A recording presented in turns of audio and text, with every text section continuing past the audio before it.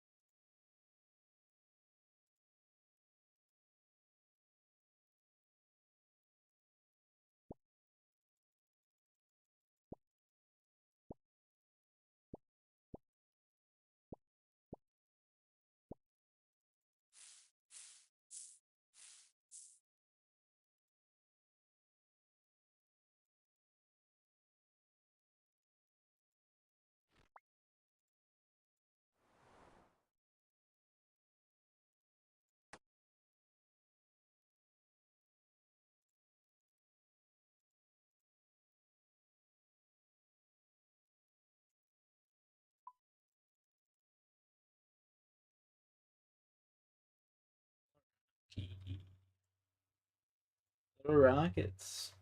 Little Rockets. Yeah, it's my boy, Little Rockets.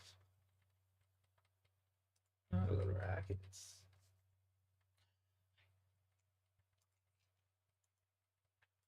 That's a foul. That's a technical foul.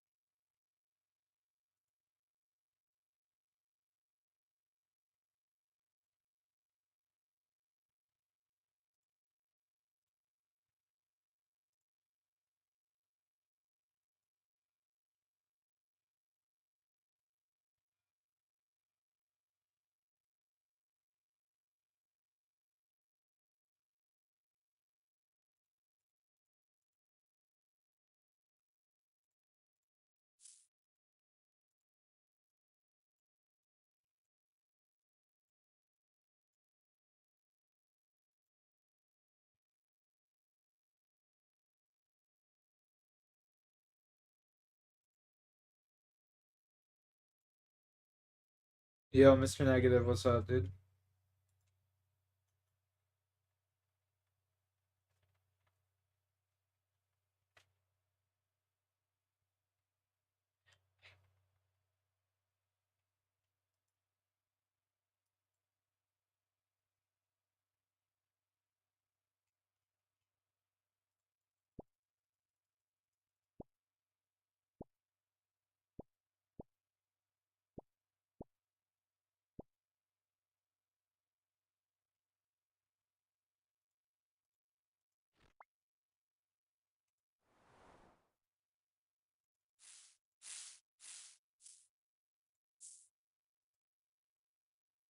What's up, Sean?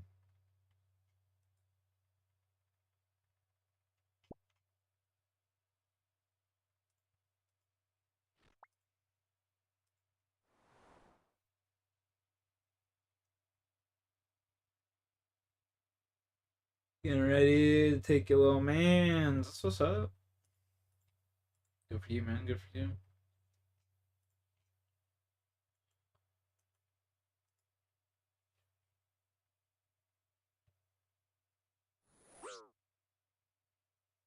After 3 days, yeah, that's crazy.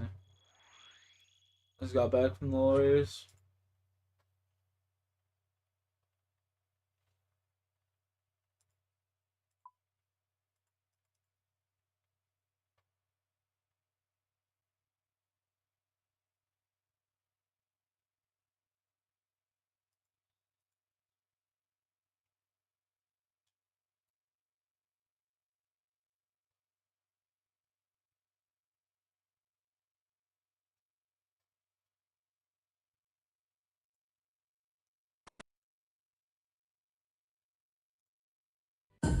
Feels good, doesn't it?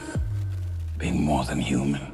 Next Tuesday, We're food to them. No, you're food to them. the epic finale. We'll be okay, won't we? Won't we? All this time, we've been afraid of them. But I think they should be afraid of us.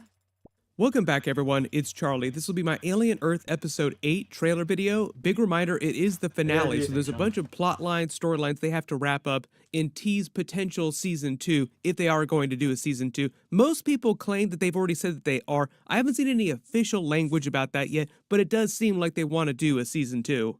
If you're brand new to the channel, be sure to subscribe to get all the episodes. Thankfully, we finally got some plant creature action in this trailer. It seems like they saved all the plant creature stuff for the finale, so hopefully it's a best for last kind of thing, and it'll do something really crazy. Probably one of the best things the show has done has turned all these new alien specimens into really interesting characters beyond just the xenomorphs.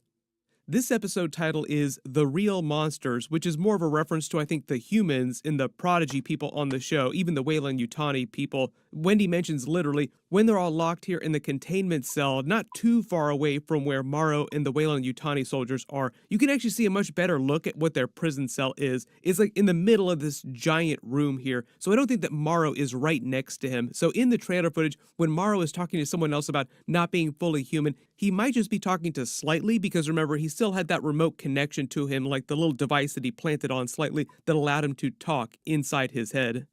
There are a lot of questions about that too, about people wondering if they were going to take away his cybernetic arm, like the knife that he had inside of his arm, or how they're going to disable any of Weyland-Yutani's gear when they put him in the prison cell. Probably one of the worst things about the Prodigy Corporation during this series, as we've seen on the Neverland Island, is their very, very lax security measures. Basically what Wendy has been saying, though, is that we've been afraid of the alien specimens, not just the xenomorphs, but all the specimens, but she thinks that they should be afraid of them, the people of Earth, both the humans and the hybrids just in general. It's also a callback to a long-running trope of the alien movies that they've always depicted the Weyland-Yutani Corporation, in most of the movie cases, or corporations in general, as evil overlords. They didn't really give them much of a face until the second Aliens movie when Ripley made it back to Earth, but then you started to see more and more of the Weyland-Yutani Corporation, and they all seemed very, very bad. Now you freely admit to detonating the engines of and thereby destroying an M-class starfreighter, a rather expensive piece of hardware. This series is just digging more into that side of the alien movie lore way more than the previous movies have done because it's set on Earth where all the human corporations are. We've mostly just been digging into Prodigy this series with a little bit of Weyland-Yutani, and we know there's at least 3 other major corporations on Earth, so maybe if we get a season 2 and beyond, they'll start digging more into those other corporations too, because they're also probably just as evil as Prodigy and Weyland-Yutani. Also, when she says maybe they should be afraid of us, it looks like she's turning and looking through the camera feed inside her prison cell at Boy Cavalier, who's watching them inside the prison cell from inside his office. And it seems like, based on the way that he reacts to that, like he has this wry smile, he realizes that Wendy is looking at him through the camera, realizing what he is doing, like, oh, she knows. They've had this whole subplot with Wendy turning into this technopath on the show, but they haven't fully explained how powerful that is, like what exactly she can do. Mostly it just seems like she can control electronic systems. But the idea is that maybe Prodigy should be afraid of us, the hybrids, because she just led a minor revolt, which did not go well, that might turn into a major revolt if things get worse, and it does look like things are going to get worse based on the rest of the trailer footage here.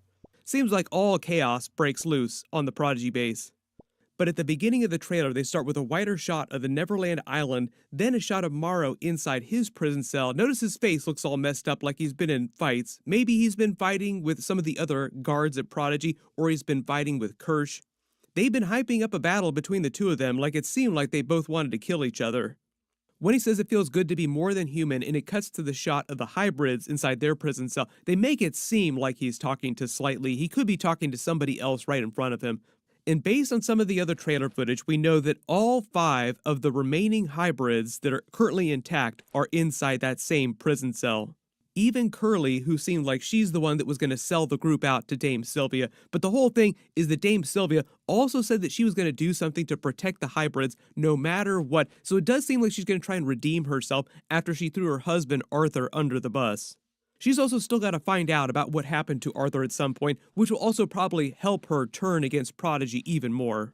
Because then, big surprise, guess who's back? Arthur's body washes up on one of the beaches nearby. We're food to them. No, you're food to them. We will see how they pay that off. Maybe it's just some haunting scene of his body just lying there on the beach. Then they cut that with a scene of Wendy's brother, Hermit, talking to her about them being food for the alien specimens. I think he's specifically talking about the xenomorphs. This is meant to be a completely different scene, but he says, we're food for them. And Wendy's like, no, you're food for them. We're not food for them. Talking about the hybrids not being food for the xenomorphs because they're inorganic. I think the way they cut it with Arthur's body is just a reference to the chest burster coming out of him. Like they use the organic people are fodder to the xenomorphs. You also notice that they're not inside the prison cell anymore, so maybe this is after they've been released or they've broken out somehow. The writers and the producers actually explained after episode 7, that ending scene where he took down Nibs after she got all stabby and was killing all the guards. The reason Wendy yelled at him saying, "What did you do?" is because she viewed him taking down Nibs, disabling her, as a big betrayal.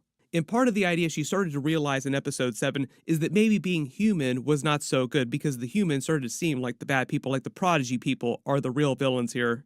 So it all goes back to this thing that Kirsch said to her in the first couple of episodes where he was trying to push her beyond humanity. Like, no, all those things that humans experience, you're past that now. Like, you don't have fear anymore. You don't have emotions the same way. Don't think about that. Your destiny is so much grander now.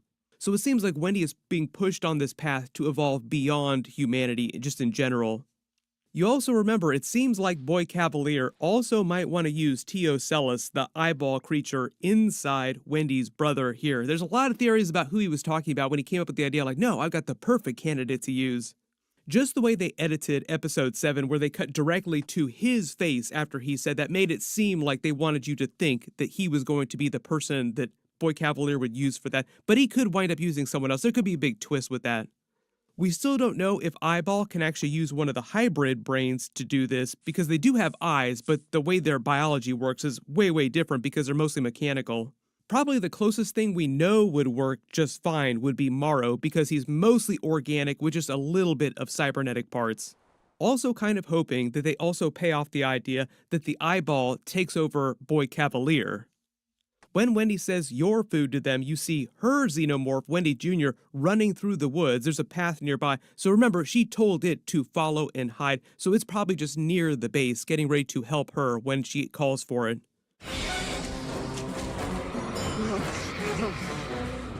There are a couple trailer scenes later in this where you actually see it attacking all the guards. So we know that it's actually going to come to the base and help her at some point. Then there's footage of Dame Sylvia in her office watching video they captured of Wendy before the procedure. She was watching this same footage earlier in the series when Boy Cavalier came to interrupt her and tell her why he did this whole hybrid program, mostly because he was bored with regular humans and he wanted to create somebody smarter than himself that he could have an interesting conversation with. Noah Hawley, the showrunner, said Boy Cavalier's whole thing is that he really only cares about moving humanity forward on the path of evolution. Everything else is really like a secondary consideration to him, if that at all. These all just seem like scenes of Dame Sylvia slowly deciding to help the hybrids while they're in containment, being held prisoner. There's another scene of Boy Cavalier with his armor jacket that seems like he's trying to escape through this pathway here, looking like he sees the xenomorph, because the background here is the same that you see with the xenomorph running through attacking the other prodigy guards. So it seems like the thing that he's turning and looking at is Wendy's xenomorph coming for him and for them.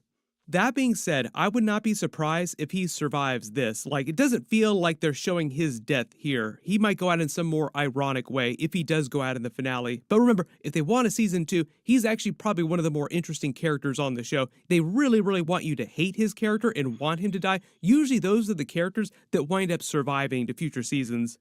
There are a number of twists that they can have with that, so you can post all your theories in the comments below. If the xenomorph does come into this hallway, does he wind up escaping before it takes out all the guards? Also love the idea that he's wearing this armored jacket that seems like it barely protects him because he's still not wearing any shoes. There's nothing protecting his legs or his head. You can definitely tell that he's never actually considered that a situation like this might ever happen and he might actually be under threat from anything. Then probably one of the other biggest scenes in the trailer that people should be talking about if they aren't already is the plant creature crawling in the background of the inside of the lab here, getting ready to seemingly take out all of these prodigy guards. This is actually a really big deal. This is the first time we've actually seen the plant actually do something. You've only seen its tendril come out briefly, but now you can actually see it looks like it unfolds and just crawls along the wall here, and that's how it moves around. There are a lot of people that wondered what is inside the plant. Like, is there like another creature inside the plant? But the plant itself seems like the creature. Like, it just opens up and then wraps around someone and digests them that way. But this is actually pretty cool. It just means that it can crawl around on all fours. Been waiting all season to see what that plant is going to do. Smee does not look happy. This is a scene of Kirsch turning and firing his weapon quickly. This might be when the plant creature starts attacking everyone. Like, he probably just reacts to it. All these troops patrolling outside are just meant to be more of the prodigy troops. Then there's Boy Cavalier watching Wendy and the other hybrids inside their prison cell. You can actually see the motions that her mouth makes. It seems like she's actually speaking to the xenomorph in this particular footage on his monitor. I can't quite tell what's on the other monitor either, but it seems like it's just security cam footage of the different passageways nearby. One of the funny things about this is that he mostly actually just seems impressed by what Wendy has done in the way she's evolving, because it's kind of what he wanted to happen. Then there's that scene of what looks like the xenomorph knocking down Boy Cavalier. You can see him over on the left here next to the plants, and then killing all the prodigy guards. But you don't see any blood coming out of Boy Cavalier, so it's not totally clear if it just knocks him down, but doesn't destroy him before it goes to destroy the prodigy guards. Not to be forgotten, there's still 4 intact xenomorph eggs that Prodigy wants. Morrow would want to get at least one of those. It's still pretty soon after the events of episode 7, so I'm assuming that the chest burster that came out of Arthur is still in its tiny state. It hasn't evolved into the next stage of evolution in the xenomorph life cycle. My assumption is that they will have an ending to the show that will leave a path for a season 2, like it won't be a total cliffhanger, so they'll give you some idea of what happens to the rest of those xenomorph eggs at the end of this. Like, does the island get nuked from orbit, or do the hybrids wind up escaping the island, or does Wendy wind up escaping with one of her xenomorphs? Even though it seems like they're trying to let the show do its own thing inside the Alien universe canon, I think the idea is they don't want to trample too much on the events of the upcoming movies that take place a little bit later in the timeline. So there are only a couple different ways to resolve the finale, and for Wendy and the hybrids to survive, and for them not to completely change all the future movie plot. Probably the funniest thing in all this is that normally everybody be worried about Breakdown.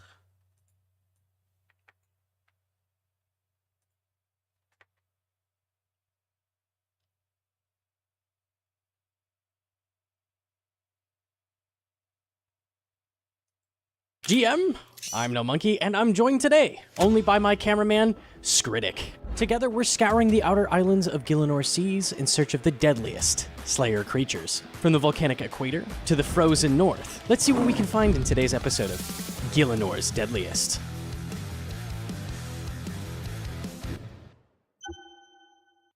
Now, we've heard rumors from other sailors about a creature that resides off the coastal waters of Tyrannon, one that prefers to lurk in dark, swampy areas where it uses its characteristic lure to bait in its prey. And if you look right there, you can just about see them. Aquanites. What these guys lack in size and make up for in accuracy and defenses. Their lure is sometimes used as a distraction or to help give them a clear view of their target. Experienced slayers have reported that removing their lure tends to help with reducing their aggressiveness. As well as regular Aquanites, these areas are known for sightings of Elder Aquanites, a superior version particularly adept in multiple combat styles, so we'll need to be pretty quick with our prayers if we encounter one of those. The reason these critters are so sought after, though, is their unique drop.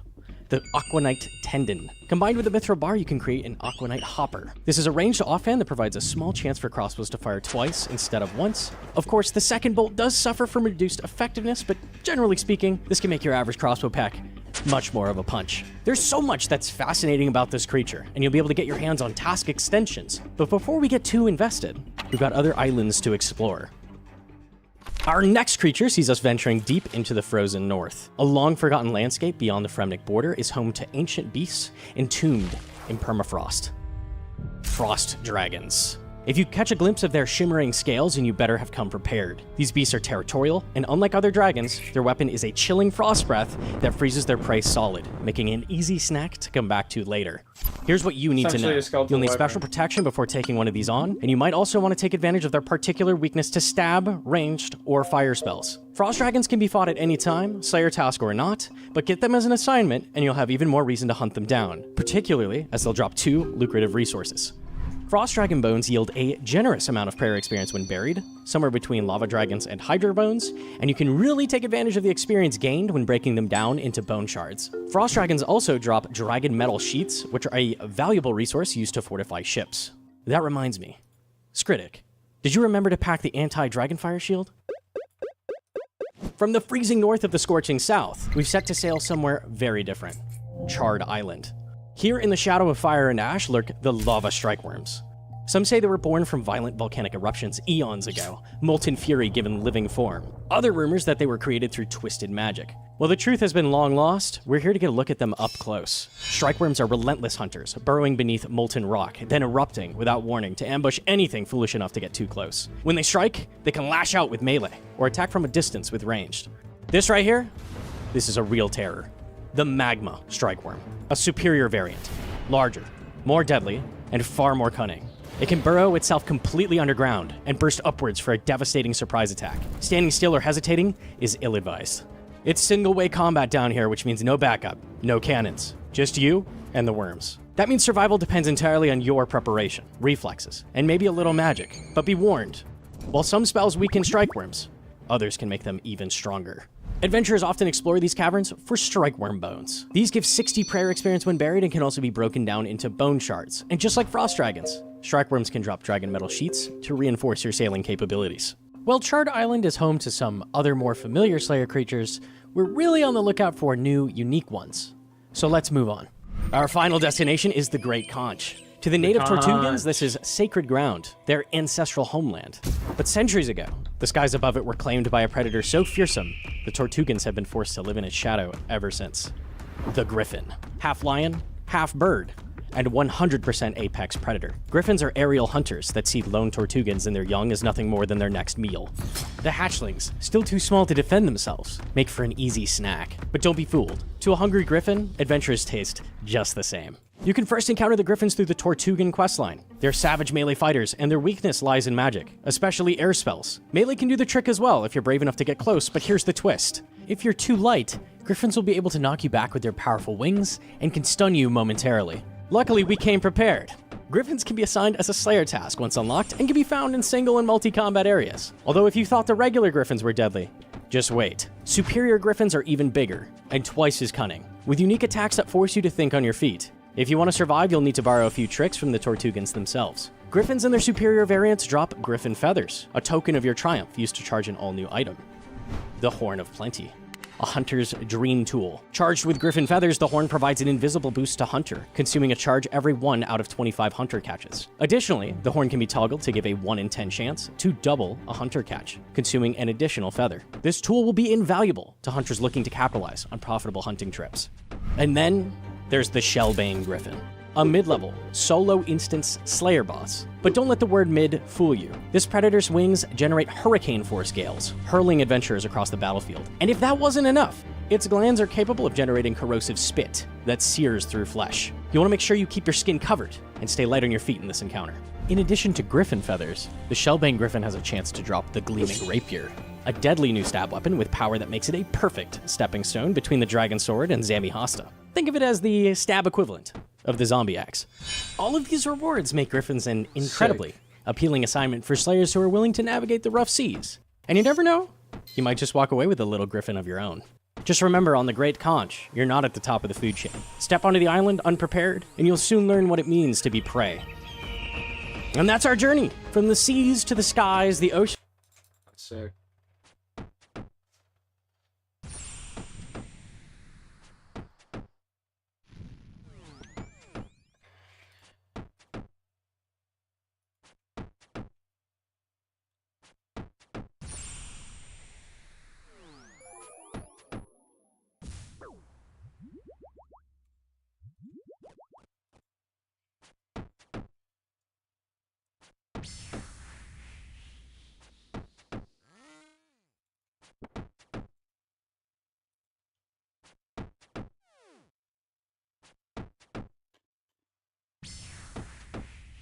Welcome back to Battlefield 6. Today we're playing a brand new build of the game, and this is a map called Mirak Valley.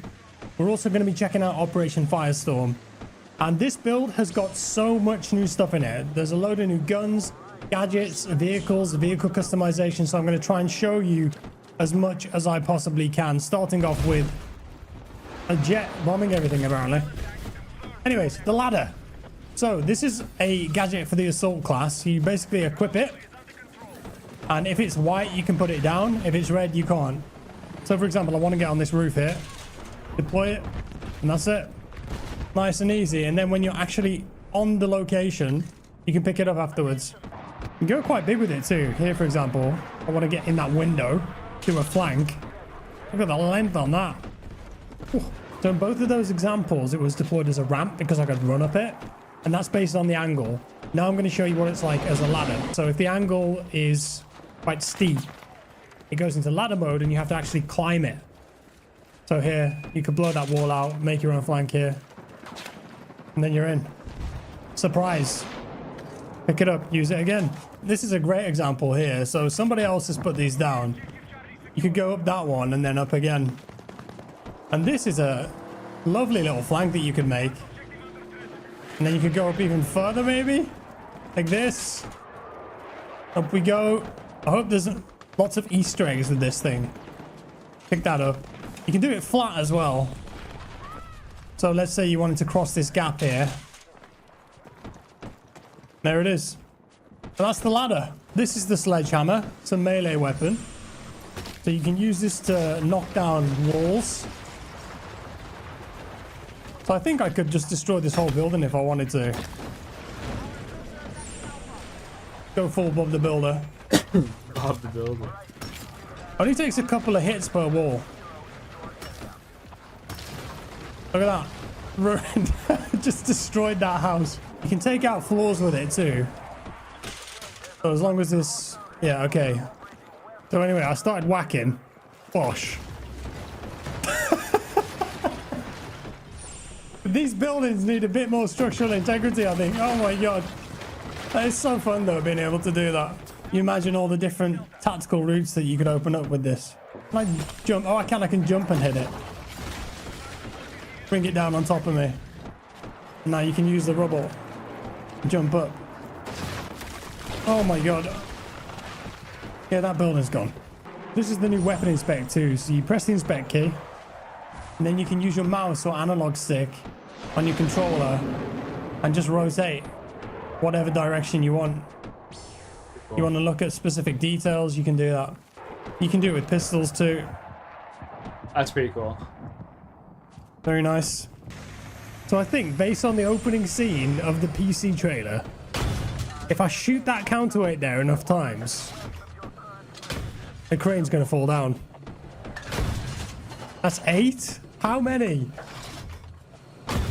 9? Oh! It's going! We got it! The crane's coming down! Levolution's back. It's gonna chew into that building. Oh, yeah. Absolute devastation here on Mirac Valley. Oh, come on, I can't miss that. Surely. Bang! Oh, mate. This is... this is a good feeling right here. I mean, maybe. Oh, nailed him. Another one? Come on. As well. Yes! Oh, well. No. Oh, wait. Come on. Oh, someone came behind him. Trophy system really helped there too, I think. I just switched to engineer. MP5. Made a beautiful suppressed MP5 there. This thing is new for the engineers, so you plop this down next to your vehicle or whatever, and it acts like a repair station. So it's going to repair your vehicle and give you ammo back. This is the new straw, I suppose. It's called the M136AT, and it's laser guided, so you can control where the rocket goes. Uh-oh. Oh, okay. MP5's pretty good. Oh, I destroyed his ladder. Where you going? Boop. I jumped out.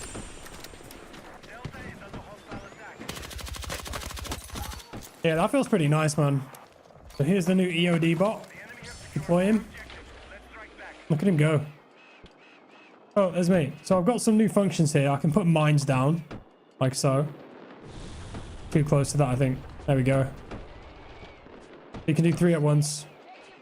I think they're anti-tank. I can also fire this thing out here, and that will destroy things. Clear mines. Maybe I could kill someone with that too. Can't go third person anymore with the EOD bot. But of course, you got your primary fire, so you can repair things and kill things, arm MCONs, disarm MCONs. You know the drill. Look at this guy. It's adorable. He's a bit chunkier, isn't it, in this game? I like him. Nice to have been feeding him up.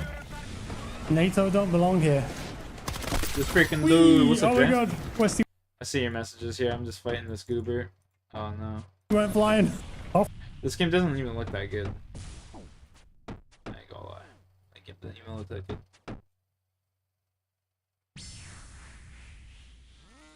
$50 fire making. Insane.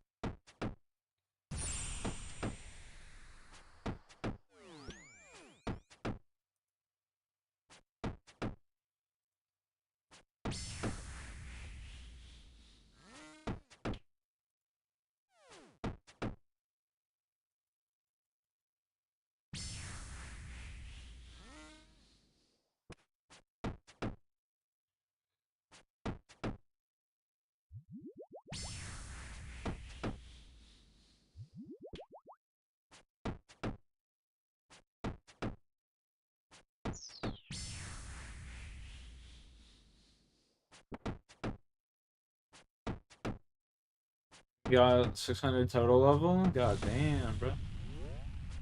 Look at you go.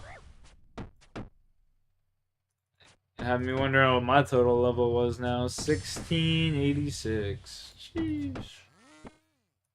Almost 1700 total for me, bro. We're grinding out here, Jay.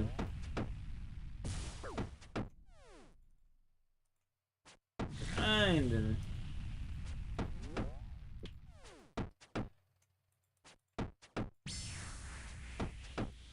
I gotta fucking work.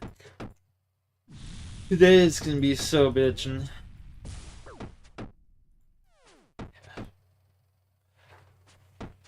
Only 1K more. Yeah, exactly.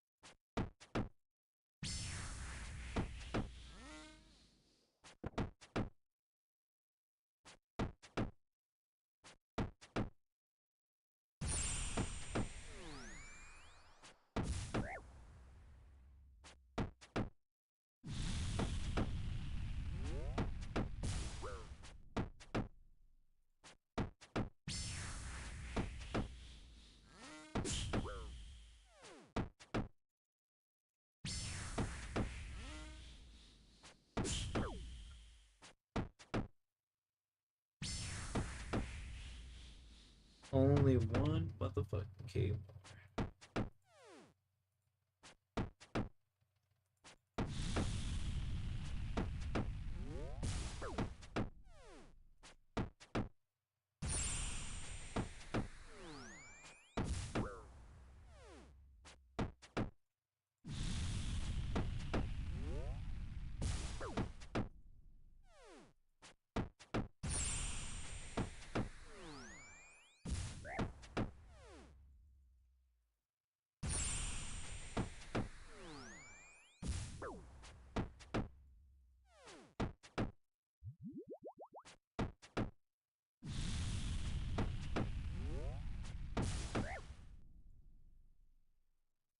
Dragon boners. Tricon boners.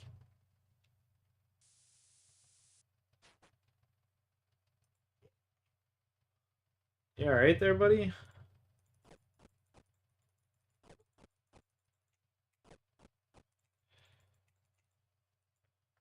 Alright, I'm gonna bounce. I'm gonna go have a nap real quick for like an hour. Tired. Peace.